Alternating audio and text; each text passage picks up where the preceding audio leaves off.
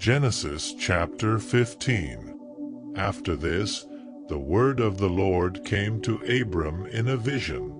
Do not be afraid, Abram. I am your shield, your very great reward.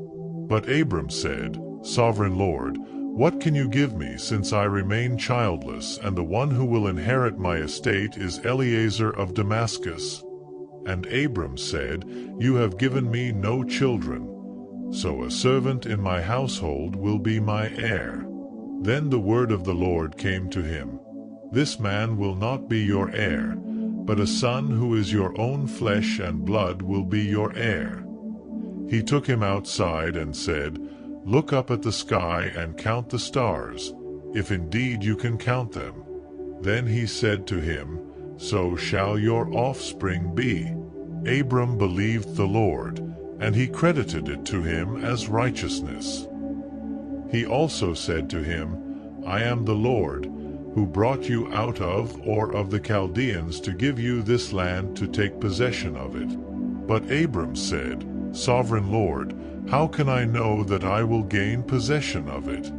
So the Lord said to him, Bring me a heifer, a goat, and a ram, each 3 years old, along with a dove and a young pigeon. Abram brought all these to him, cut them in two, and arranged the halves opposite each other. The birds, however, he did not cut in half. Then birds of prey came down on the carcasses, but Abram drove them away. As the sun was setting, Abram fell into a deep sleep, and a thick and dreadful darkness came over him. Then the Lord said to him, Know for certain that for 400 years your descendants will be strangers in a country not their own, and that they will be enslaved and mistreated there. But I will punish the nation they serve as slaves, and afterward they will come out with great possessions. You, however, will go to your ancestors in peace and be buried at a good old age.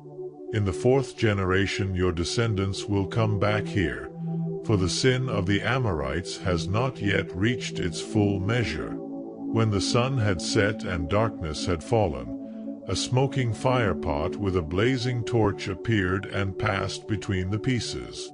On that day the Lord made a covenant with Abram and said, To your descendants I give this land, from the Wadi of Egypt to the great river, the Euphrates, the land of the Kenite, Kenizzites, Cadmonites, Hittites, Perizzites, Rephaites, Amorites, Canaanites, Girgashites, and Jebusites. Genesis chapter 16. Now Sarai, Abram's wife, had borne him no children, but she had an Egyptian slave named Hagar. So she said to Abram, The Lord has kept me from having children. Go, sleep with my slave. Perhaps I can build a family through her. Abram agreed to what Sarai said. So after Abram had been living in Canaan 10 years, Sarai his wife took her Egyptian slave Hagar and gave her to her husband to be his wife. He slept with Hagar, and she conceived. When she knew she was pregnant, she began to despise her mistress. Then Sarai said to Abram, You are responsible for the wrong I am suffering. I put my slave in your arms, and now that she knows she is pregnant, she despises me.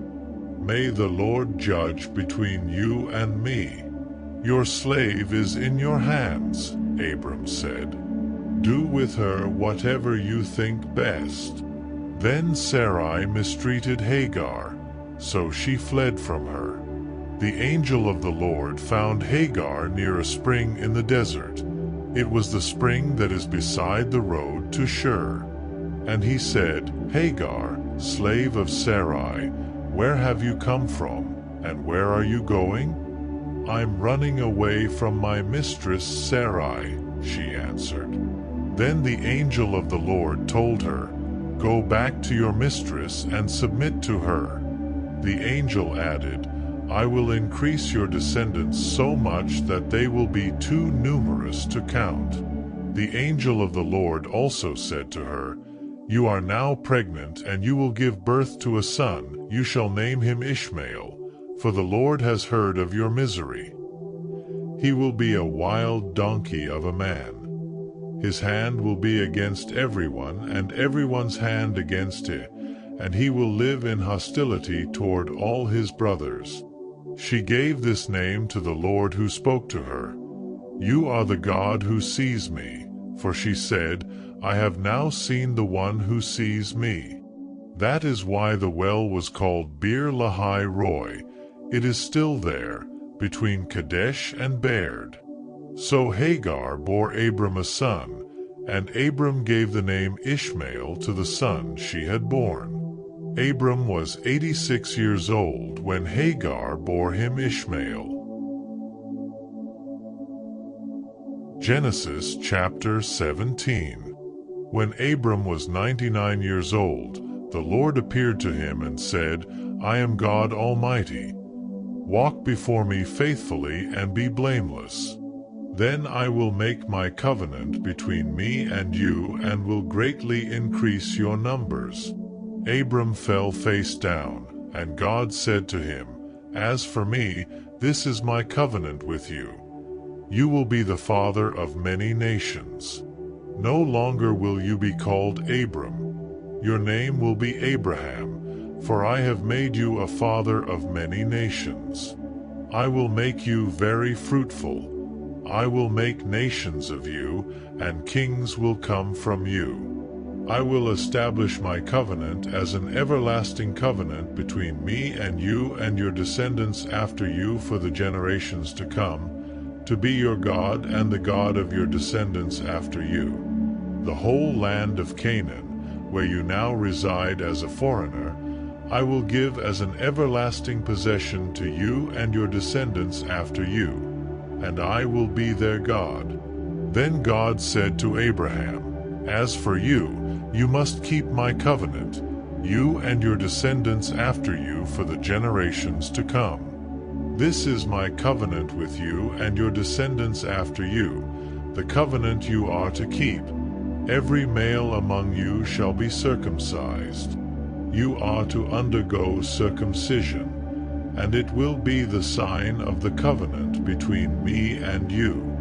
For the generations to come, every male among you who is 8 days old must be circumcised, including those born in your household or bought with money from a foreigner, those who are not your offspring. Whether born in your household or bought with your money, they must be circumcised. My covenant in your flesh is to be an everlasting covenant. Any uncircumcised male who has not been circumcised in the flesh will be cut off from his people. He has broken my covenant. God also said to Abraham, As for Sarai your wife, you are no longer to call her Sarai. Her name will be Sarah. I will bless her and will surely give you a son by her. I will bless her so that she will be the mother of nations. Kings of peoples will come from her. Abraham fell face down. He laughed and said to himself, Will a son be born to a man 100 years old? Will Sarah bear a child at the age of 90? And Abraham said to God, If only Ishmael might live under your blessing. Then God said, Yes, but your wife Sarah will bear you a son, and you will call him Isaac. I will establish my covenant with him as an everlasting covenant for his descendants after him. And as for Ishmael, I have heard you. I will surely bless him. I will make him fruitful and will greatly increase his numbers. He will be the father of 12 rulers, and I will make him into a great nation.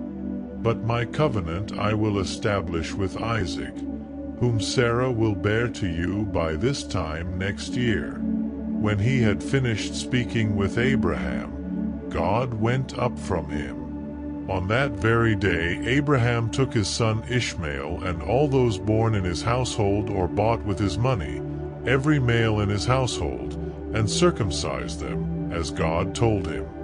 Abraham was 99 years old when he was circumcised, and his son Ishmael was 13. Abraham and his son Ishmael were both circumcised on that very day.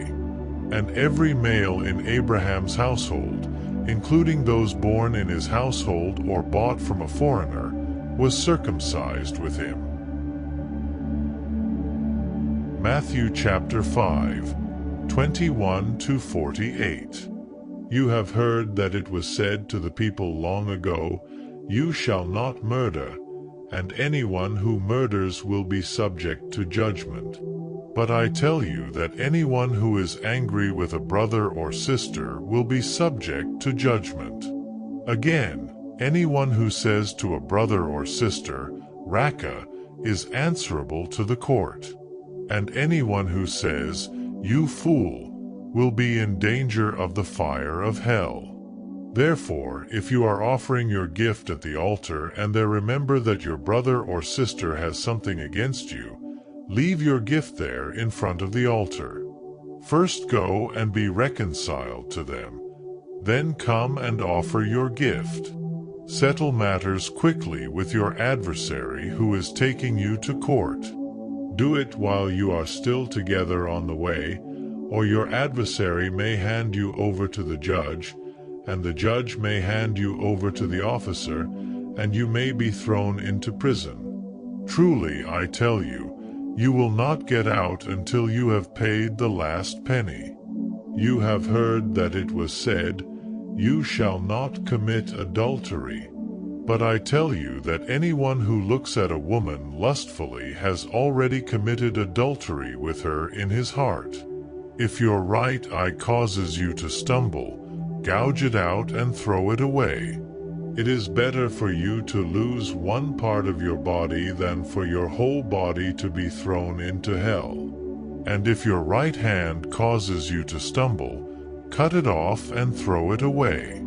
It is better for you to lose one part of your body than for your whole body to go into hell.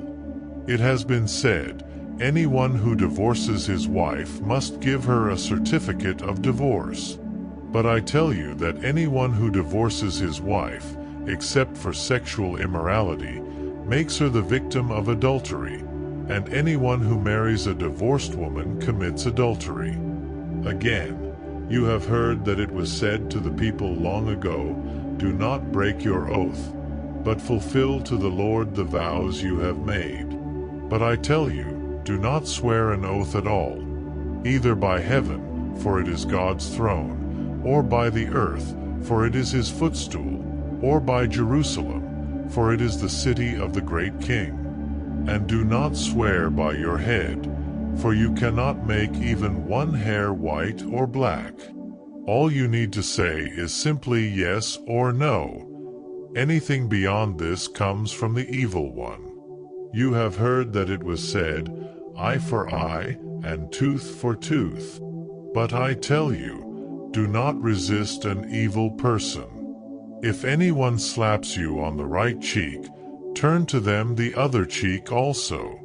And if anyone wants to sue you and take your shirt, hand over your coat as well.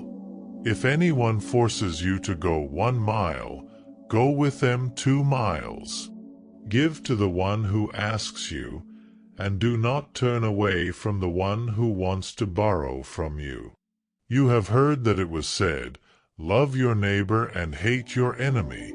But I tell you, love your enemies and pray for those who persecute you, that you may be children of your Father in heaven.